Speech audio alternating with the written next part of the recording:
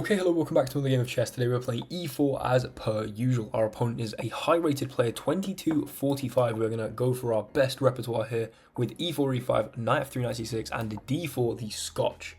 Now, the Scotch is something that I recommend to literally everyone, beginners to very advanced players. Not that I can actually recommend stuff to very advanced players. Okay, queen to h4. This is the Steinitz variation. We play knight c3 defending this. They play bishop b4, I think, pinning that knight. Okay, what's the move here? I've got a feeling, quite a good feeling, that it's bishop to e2, just blocking this up. We can't play bishop to d3. Basically, what's happened is they've attacked this pawn, we've defended it, and then they've pinned the piece that we've defended it with. So your instinct maybe is to try and defend this pawn again. Now we can't play f3 because that's pinned. Also, it's just not a good idea. Queen f3 would hang the knight here. Bishop d3 would also hang the knight here. Taking the knight first would allow queen takes here because this is still pinned. So then we'd block and then they could take backwards, or they could take with this, or they could take here first. It's not a good idea to try and defend this pawn. I think bishop e2 is the move. Basically saying, you can have this pawn. Have it. Have it if you want. And have it, but without a check. Because now you attack this twice. I think what we play is knight to b5. Wait, am I right? I think I'm right. Knight to b5. This is some theory that I've looked at ages ago and I can't exactly remember. But I think I'm right, and they take here. Basically, we were threatening to go knight c7. And I think now we take backwards with the pawn. Sorry, with the knight. Pawns cannot take backwards. Although if we do that, queen takes g2. Bishop f3 defending the rook. Then I guess queen h3. And do we just have like a really good position there? Basically, what we've done is we've forced our opponent to concede the bishop pair. If I take here, they can't take here because then I fork. Or I play queen f3 and fork. I'm tempted to take backwards with the knight. I think this is the best idea. Preserve our pawn structure. And yes, we hang a pawn on g2. We are 2 pawns down. But after bishop f3, the bishop's defended, the rook's defended. You can't take anything, so you have to go back up, or maybe to h3, but they choose to go all the way back up. And I think with the bishop pair and this open g file, we can formulate a really strong attack. I'm thinking we start with bishop e3 maybe, just to anchor down that piece in the center, be a lovely bishop looking at some interesting squares. Then maybe, actually we could go queen e2. Although then queen here, and I do not really want to trade the queens because I'm 2 pawns down and that would not be a good idea. We could go for knight to b5 actually. How do you defend this? Ooh!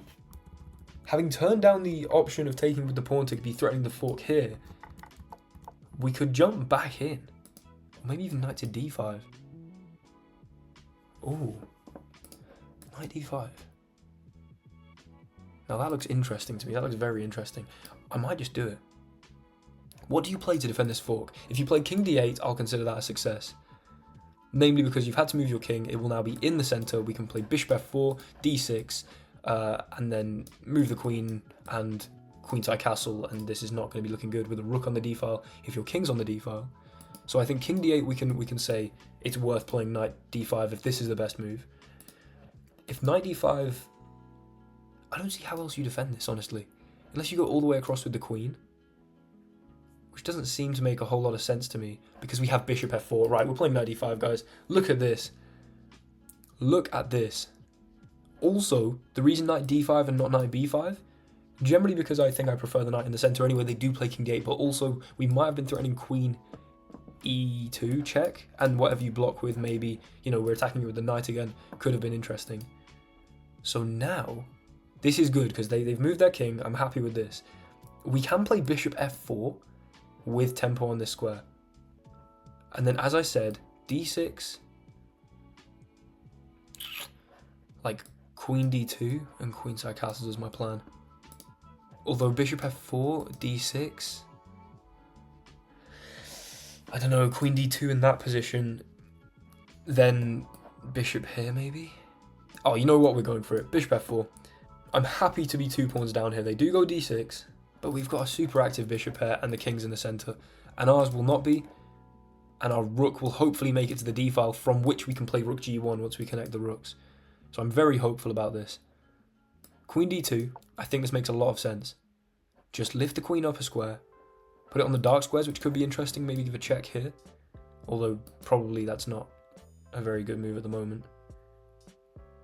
So they go knight to f6. We can take this. They can't take with queen because we have bishop g5 winning the queen. We also have bishop g5 straight away. Hold up, this might be a very committal move. If we take and they play pawn takes, that feels like a bit of a success, inducing that problem. We could then take pawn takes and they have the worst pawn structure on the planet. Hold up, takes, pawn takes, bishop takes here, pawn takes, check, bishop here. Nah, that's just no way that's a good idea. I don't think this is a great move. Bishop g5. What if you give me a check? Do I just play king f1?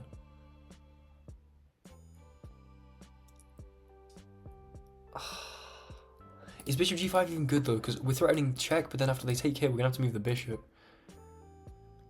The appeal of king f1 is to then play rook g1. I could just castle, but I don't really want to give them the opportunity to just trade off this knight, which is beautiful here. Can we take here? Because after king takes, we play queen takes d6. Only move king b6. Check. Oh, now that's tempting. Knight c7. This is why you should play these positions. Be down 2 pawns, but with an active bishop pair and their king in the center, and you will not regret it. If we go knight here, the genius of this is that they don't have this intermezzo because we can take here. So this check doesn't matter because our knight temporarily defends that square. So knight c7, king takes, queen d6, king b6, queen c7 check. Now, I'd imagine king a6 is one of the safest tries. But then bishop e2. And wait a second. If b5, should we just go for it? We're just going to go for it. No calculation needed. Knight c7. This looks hopeful to me. We draw the king out, give this check, force it out to here. Then we can either give this check or we go check here. Oh, I didn't even consider that. Whoa, that looks so much better. Why did I consider this? Check. Oh, interesting. The thing is with this one, then eventually after the b-pawn's push, we hold this escape square. Check. You can't block because I just take. Where'd you move the king? If you go here, then check. Oh, I like bishop e3. This is where I actually need to calculate, which is going to be so annoying because I don't want to calculate. Waste of time. Check. King a6. Bishop e2 check. If b5, I take the knight. Guys, bishop, look at this. Check. Oh my goodness.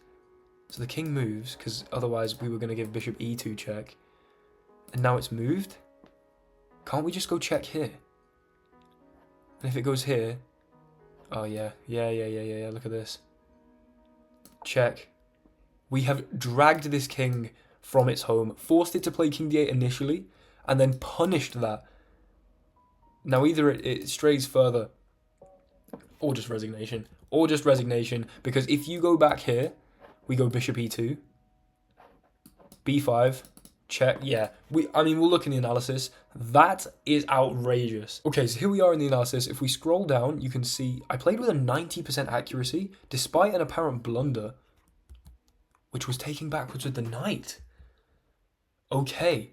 Now, it says blunder, but it doesn't really drastically put me in a losing position. It just gets rid of my minute advantage. Or it's not minute, it's semi. Wait, so I should have ruined this and been threatening here. Incredible. Right, let's quickly tab through the game, because that seems to be the only mistake, and then our opponent made a few mistakes which were perfectly punished, if I may say. Okay, e4, e5, knight f3, knight c6, d4, e4, knight d4. This is the main line of the Scotch, very standard stuff. If we turn on the Masters database here, you'll see, if I just scroll up so you can see over my face cam, Scotch game here, and yeah, this is not a very popular move, by the way. In fact, you'll be able to see that if I don't scroll up. Queen to h4, only played 2% of the time in the Masters database. It's a tricky line, though. In the Lee chess database, also played 2% of the time, so a similar proportion there. Queen h4, and knight c3 is the only real move. Apparently knight b5 is playable. Oh, that much I've got to look into. Okay, I'll look into that because I'll look into that at a later date. Don't want to waste your time now. But knight c3 here. Bishop b4 played in 99% of these games. 144 out of 145 games. Somehow a master played bishop c5 and they won. Interesting. Bishop b4 though. And then, yeah, okay, perfect. Bishop e2 here. I should really just move my face cam. I don't know why I keep scrolling. But this is the most common move. Knight b5 is also playable. But I'm very happy that I remembered this because I've really hated playing against this Steinitz recently. Or not recently, but up until this point, now that I've learned this kind of refutation almost. And after queen takes, knight b5, bishop takes, and I didn't know it well enough. Because here I took backwards with the knight, prompting him to take the pawn. The reason I did that is that I thought, okay, we get a super active position. I'm still not mad at this, by the way. Because after they take, bishop f3, the queen goes back, and then was knight d5 the best move? It flashed up immediately. It likes bishop e3 and queen e2 check. But if queen e2 and queen here, then what? Then knight d5? Takes, and then you play king d8? Okay, I mean, I did not want to trade the queens, so I'm happy with knight d5. King d8 is now the best move, which I think, correctly reasoned in the game. Then I could have played bishop e3. Okay, because this was an inaccuracy because they wanted to play d6 anyway. And here, apparently black's doing okay. Queen d2, terrible blunder. And we found the best reply, knight c7. Let's go. I wonder how bad this would have been as well. Here, they have to take with the g-pawn, right? And then we just castle and play rook g1. That would have also been very playable. Even though we're down 2 pawns, the analysis still prefers white's position here. Bishop g5 immediately. Not good. Whoa. I mean, there's this check. King f1 was an idea. Oh, and then you have bishop h3. Okay, let's just ignore I ever even thought about that. But I mean, you can kind of forgive our opponent for playing knight to f6 here. It seems like a reasonable move. The problem is we have this beautiful sacrifice, which I'm so thankful I spotted because after they take, it's mate in 5. Queen takes, king here. Bishop e3, best move. King here. And okay, there's queen a3, which is apparently... Okay, queen a3, king b5, bishop e2. Yeah, bishop e2. Oh my, look at that. And after you sack the queen, we take with the bishop, and this is checkmate. The point is that we have a bishop pair. Now, it might not be so obvious to some of you why people always go like, oh, the bishop pair is so strong. Here should be a prime example. If the king goes to the dark squares, we give a check with the dark square bishop. If the king goes to the light squares, we can use this light square bishop. But together, after, let's for instance say king a6, bishop e2, the bishops slice and they hold all of these squares here, such that there's no escape. The only problem with the bishop, really, it's a super powerful piece. It's restricted, its global mobility, let's say, is restricted to only the light or only the dark squares. When they work in tandem, in a pair, together, they can be such a powerful force. And so what did we see in the game? The king went here, I went check, and the point is that they just resigned because after king here, I was going to go bishop here, and then b5, I can just take here with mate. I didn't even take the knight. What am I talking about? I think I said during the gameplay, yeah, I just take the knight, which also would have been playable. We could have gone check, king a4, and then taken with mate. I'm sure we could have messed around with that king plentifully. I mean, in this kind of position, you don't want to find the shortest mate. You want to find the most beautiful if you're a real chess fan. But after this check, they just resigned, right? Damn. They just resigned. I think this is super instructive as well in the sense that our sacrifice was on c7 because only the king defended c7 and this d6 pawn was only defended by that pawn. Our opponent's position was fragile, and like once we got to here, the best move was to defend this with the king. That eventually led to their ultimate downfall. The move that we said that I sort of stopped and went, okay, if I play knight d5 and they have to play king d8, then this is a good idea. We bring the king into the same file as the queen, is what I said, I believe. And, the king having to defend a pawn makes it a very vulnerable thing. You don't want your king tying down your position in the middle game with an active bishop pair on the board. The problem being that eventually, I'm just going to get a beautiful sacrifice, drive the king out, and, opponent's going to resign. We drew the king from e8 all the way here to a5. And yeah, that is not where you want your king. If your king is the furthest advanced piece in your position, and we're on move 16, not a good look. Thanks so much for watching. Like, comment, subscribe, do all of that good stuff that helps out the channel. Also, check out the memberships feature, the join button on the channel. Check out this feature if you want some custom emojis, loyalty badges, the right to vote, access to members-only tournaments, and also, mainly, the student tier of member, where you sign up and you get an extra weekly bonus video as a lesson. The more of you that sign up, the more effort I can put in to these videos and sort of justify it financially speaking. So if you enjoy my content and that sounds like something you might benefit from, then check it out. I'd really appreciate it. But of course, if not, I still really appreciate you. Thank you very much for watching my videos. The fact that I can even do this at all on YouTube, like making a little bit of money from it and just enjoying playing chess along the way, is awesome. Really appreciate all of you. Like, comment, subscribe, check out the memberships. See you next one. Goodbye.